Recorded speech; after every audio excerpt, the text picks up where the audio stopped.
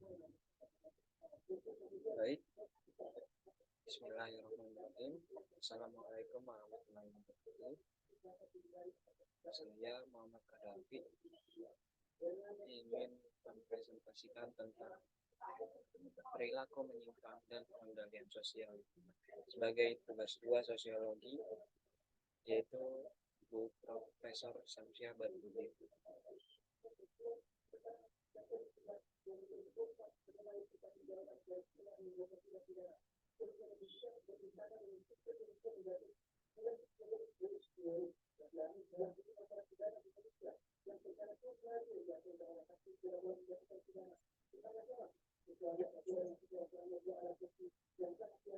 Di sini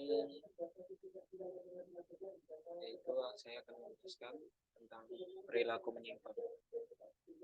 Perilaku menyimpang adalah pada umumnya orang-orang yang dalam masyarakat cenderung konformis, menyesuaikan cara hidup, cara berpikir, berperasaan, dan bertindak dengan yang berlaku di lingkungan kelompoknya. Misalnya, anak laki-laki bermain dengan mainan laki-laki, anak perempuan bermain dengan mainan perempuan. Apabila diberi kesempatan saling berinteraksi, maka cenderung memiliki opini atau pendapat yang sama, dan seterusnya.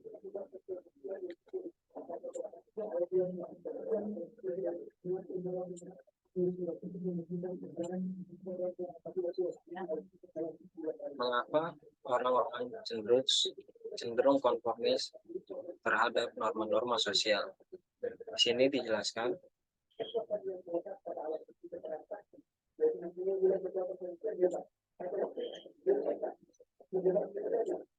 satu, orang yang bersangkutan telah berhasil disosialisasikan sehingga menginternalisasikan nilai dan norma yang berlaku di masyarakat.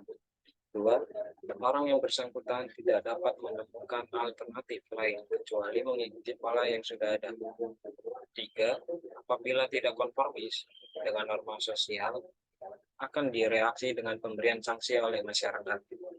Dan apabila konformis, akan mendapatkan positif, insentif, atau ganjaran dari masyarakat. Meskipun demikian, di masyarakat ada sedikit yang perilakunya melanggar atau menyimpang.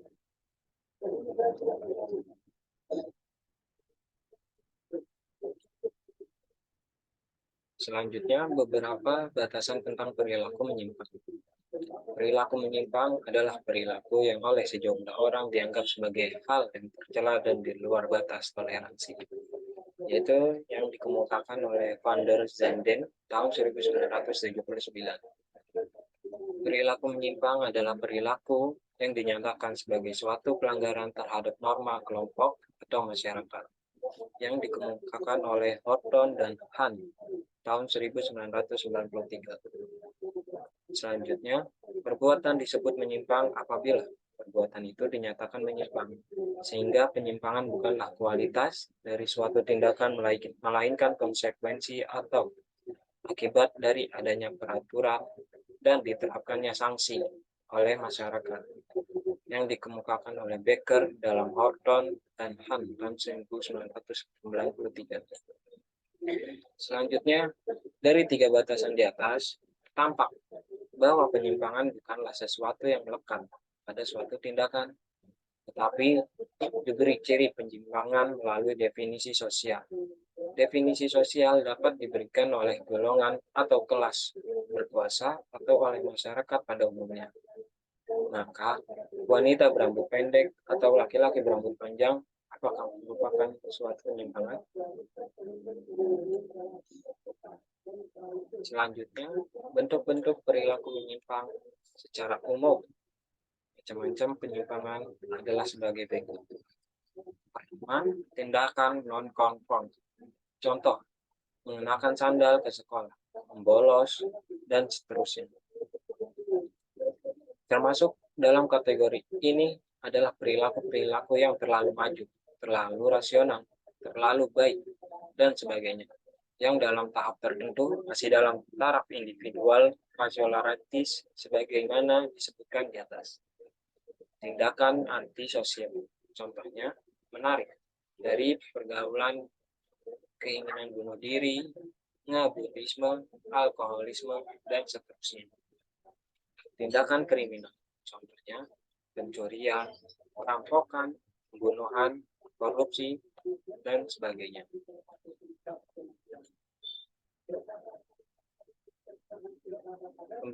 Pembentukan perilaku menyimpang. Yang pertama, dalam teori biologi, yaitu teori ini menjelaskan tentang bagaimana perilaku menyimpang tersebut hubungannya dalam keadaan biologis. Misalnya, cacat tubuh bawaan lahir, tipe tubuh tertentu, misalnya endomorf atau gemuk, halus, mesomorf atau sedang atletis, atau ektomorf, yaitu kurus, dengan perilaku jahat. Yang kedua, teori psikologi. Perilaku penyimpangan ini sering dianggap sebagai penyakit mental. Jadi, orang yang menyimpang itu karena mengalami penyakit mental atau gangguan jiwa. Yang ketiga, teori sosialisasi.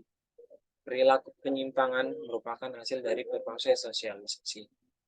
Proses sosialisasi tidak sempurna, dapat terjadi karena mengalami inferioritas, cacat fisik bawaan lahir, atau memperoleh informasi yang tidak lengkap, misalnya tentang kehidupan seksual. Seseorang menghayati kehidupannya dalam kelompok menyimpang atau kebudayaan khusus menyimpang di Delinquent area, atau dalam sosiologi dikenal dengan adanya blok area atau kawasan permukiman kumuh yang sering bersosialisasi dengan crime area yang dijumpai hampir di setiap kota karena pergaulannya dengan para penyimpang atau asosiasi diferensial. 4. Teori anomi.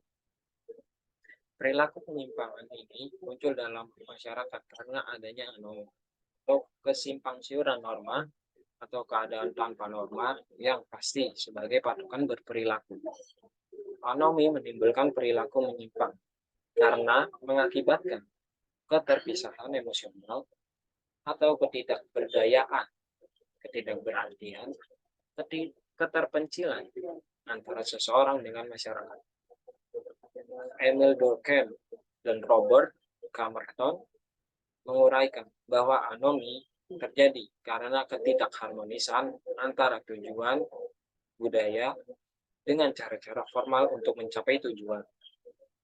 Dalam kaitan ini, Merton mengemukakan adanya 5 macam cara adaptasi oleh orang atau sekelompok orang terhadap tujuan-tujuan masyarakat, yaitu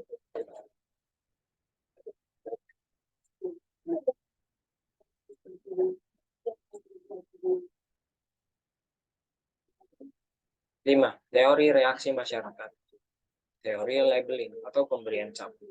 Seseorang berperilaku menyimpang karena adanya diberikan hal-hal yang menyimpang.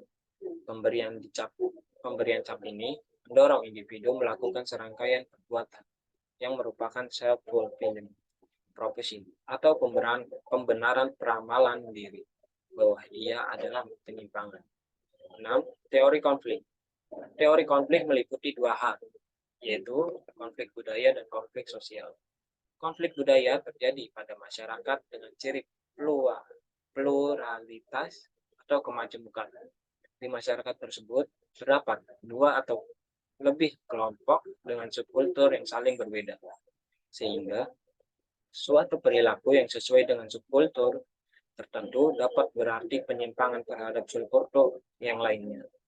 Teori konflik sosial menerangkan bahwa penyimpangan terjadi karena adanya perbedaan norma dan kepentingan di antara kelas-kelas, sehingga suatu perilaku yang tidak sesuai dengan perilaku kelas tertentu dinyatakan sebagai perilaku penyimpang. 7. Teori pengendalian sosial. Penyimpangan terjadi karena lemahnya pengendalian sosial, baik berupa tekanan sosial maupun pemberian sanksi-sanksi bahwa suatu kejahatan, misalnya mencuri atau memperkosa, tidak selalu diawali oleh adanya niat atau mencuri ataupun memperkosa. Tetapi karena adanya kesempatan itu, akibat lemahnya pengendalian sosial, pengertian dan jenis-jenis pengendalian sosial agar dapat diterima oleh kelompok atau masyarakatnya, individu harus mentaati sejumlah aturan yang hidup dan berkembang dalam masyarakat. Untuk itu, masyarakat melakukan pengendalian sosial terhadap para warganya, sehingga perilaku sebagian besar warga masyarakat berada dalam kerangka peraturan sosial. Apa yang dimaksud pengendalian sosial?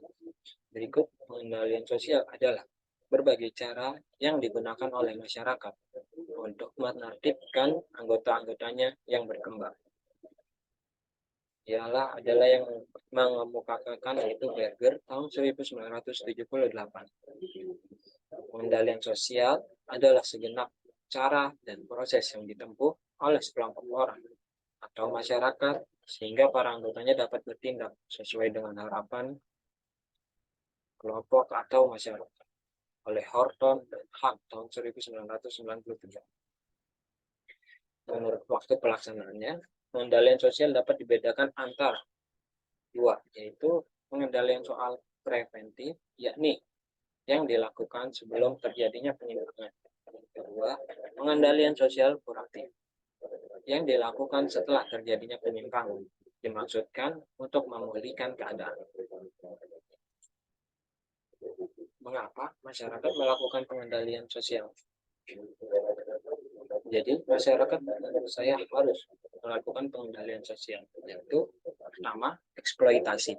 Pengendalian sosial dimaksudkan untuk mengendalikan situasi sehingga tidak mengancam kepentingan-kepentingan yang tertanam kuat. Dua, regulatif.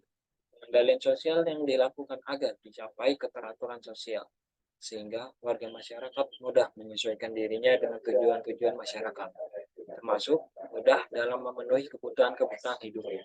Ketiga, konstruktif. Pengendalian sosial dimaksudkan untuk mengarahkan perubahan dan kebudayaan ke arah yang diharapkan oleh sebagian besar masyarakat. Cara-cara pengendalian sosial. Yang pertama, yaitu sosialisasi. Semua harus bersosialisasi, baik dari individu maupun kelompok. Dua, tekanan sosial. Dalam lingkungan, tekanan sosial itu sangat berdampak. Maka kita harus mengendalikan tekanan sosial kita terhadap lingkungan tersebut. Ketiga, kekuatan atau paksaan fisik. Yang hal ini harus dihindari. Apalagi dengan paksaan fisik kita harus melakukan hal-hal yang tidak benar. Maka dari itu kekuatan kita atau paksaan fisik kita, pengendalian diri kita harus digunakan dalam hal-hal yang baik. Peran lembaga sosial dalam mengendalikan perilaku menyimpang. Yang pertama, yaitu ada lembaga kepolisian.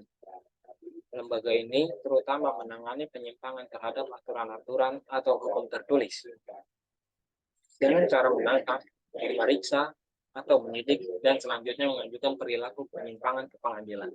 Yang kedua yaitu pengadilan. Pengadilan ini memiliki fungsi sebagai membuat keputusan hukum terhadap warga masyarakat yang melakukan pelanggaran terhadap norma-norma hukum. Keputusan pengadilan di samping berdasarkan norma hukum juga mempertimbangkan nilai-nilai kepatutan dan kesusilaan yang berlaku hidup dan berkembang dalam masyarakat. Yang ketiga yaitu adat istiadat. Adat istiadat pada umumnya mengandung norma-norma yang bersumber pada ajaran-ajaran agama atau keyakinan masyarakat. Adat istiadat memiliki peran penting dalam pengendalian sosial karena dapat saja orang lebih menghormati dan taat kepada adat daripada terhadap hukum tertulis.